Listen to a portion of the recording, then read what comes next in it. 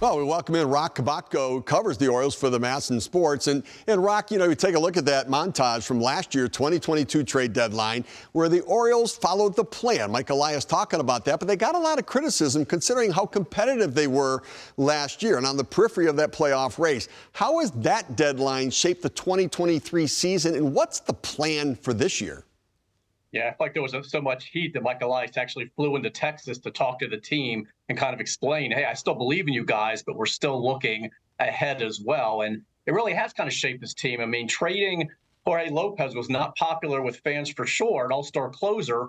But one of the guys they got back was Yennier Cano, who's become a dominant all-star setup man. And Kate Povich is one of their top pitching prospects. So is Seth Johnson. It came in the Mancini three-team trade. He's on the 60-day IL, Tommy John, but he's one of their prospects. So it really has helped the shape.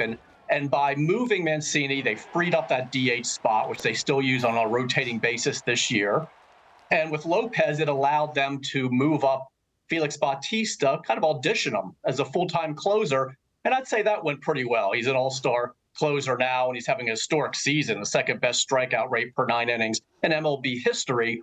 The only problem was last season, it kind of weakened the bullpen because some guys that were in lower leverage slots had to move up one as Bautista moved up, and that didn't work out well for everybody. But it really has made sense now to see what Cano's doing and what that did for Bautista and the depth they added to this talent pipeline. And trades are like that, right? That sometimes you make a deal that nobody gets excited until you start to figure out, oh, these players can actually play, and these guys know what they're doing. And Mike Elias, Sig Mejdal, they know what they're doing there.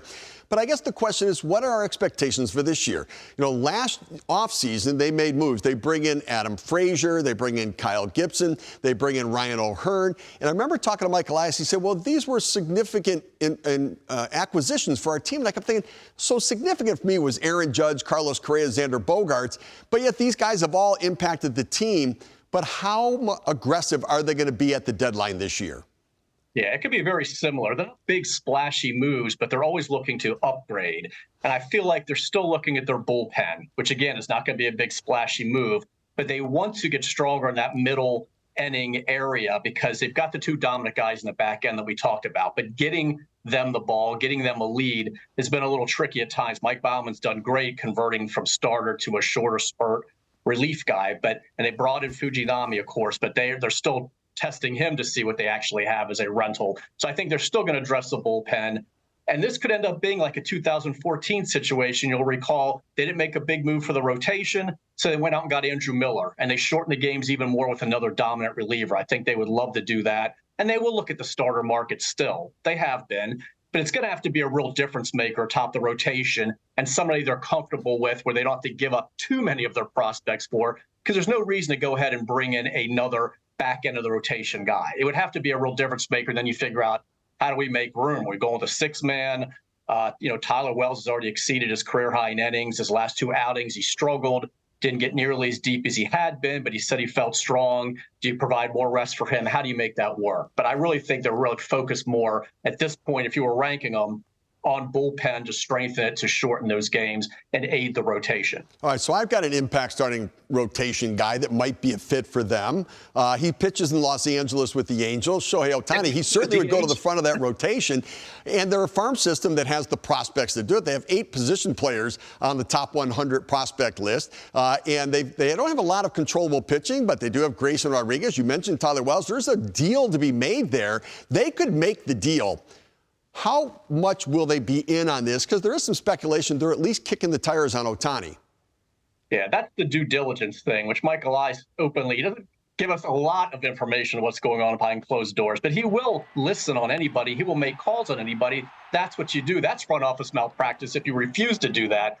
Look, I'm hesitant, the whole never say never thing. Many years ago, I had a former GM tell me with the Sammy Sosa rumors, shoot him down with the biggest bullet you have. It's not happening. And I'm like, well, I'm hearing. I don't care what you're hearing. It's not happening. I went on Chicago radio, told them it wasn't happening. And later that night, they traded for Sammy Sosa.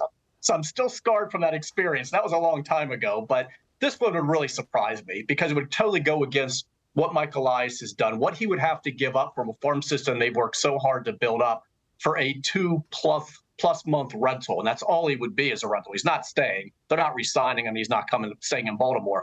I don't think they would do that. The cost would just be much too high And also keep in mind, it wouldn't be an acquisition to get them in the playoffs. They're already a playoff team. It would take a monumental collapse to not make it. It's just a question of whether they win the division or they're a wild card. So you would have to win a World Series or that trade's a bust because they're already in the postseason at this point.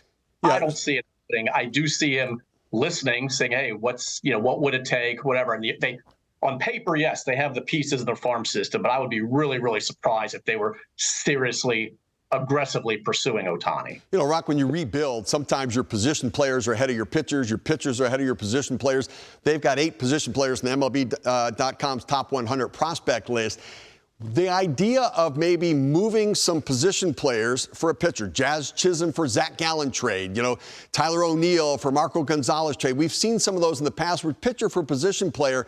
How about that concept of a potential trade for the Orioles?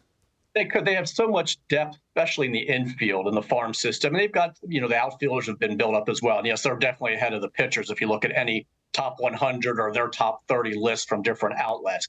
They've got that kind of depth, and they're not going to all be able to come to the majors. So they're going to have to create room for some of these guys, whether, you go ahead and you trade some of the other prospects to make room for them to come in, or you trade them. You could trade some, a veteran that's on the staff, on the roster right now to try and create room. You can't fit them all on a 26-man roster. So there are some guys down below who look like they're blocked right now, and you could package a few of them.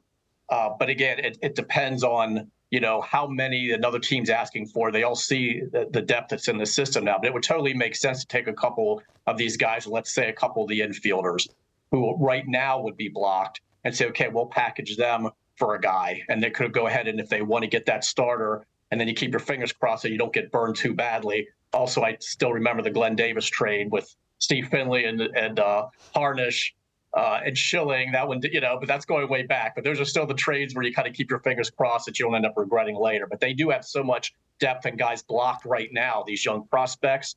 They're going to have to create room somehow because there's a logjam. Well, I'll tell you what, as a former general manager, you made the hair on my neck stand up with one of those bad trades that can certainly happen at this time of year. Roch, thanks for giving us time. Great to get your perspective on the Orioles. All the best, safe travels, and we'll talk to you again soon. Thanks, Steve.